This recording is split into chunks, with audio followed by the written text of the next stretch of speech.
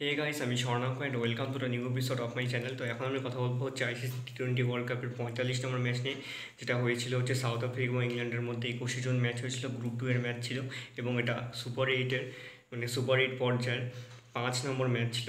তো এখানে south Africa England দুটোই কিন্তু খুব ভালো টিম।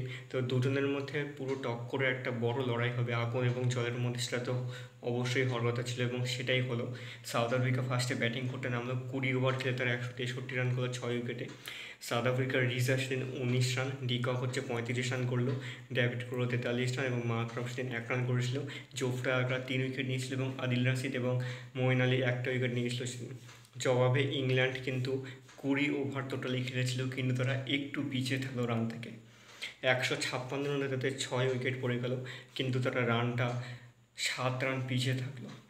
সেদিন ইংল্যান্ডের সল্ট করেছিল 4 রান, বাটলা করেছিল 17 রান, হ্যারি করেছিল 53 রান এবং লিভিংস্টন করেছিল 33 রান। কিয়াগিসো রাবাডা এবং মহারাজ কেশব মহারাজ দুজনের 2টো করে উইকেট নিয়েছিল এবং সাউথ আফ্রিকা সেদিন 7 রানে জিতে গেল এবং কনজিকিউটিভ তাদের জেতার এই স্ট্রিকটা খুব সুন্দর করে তারা বজায় রাখলো।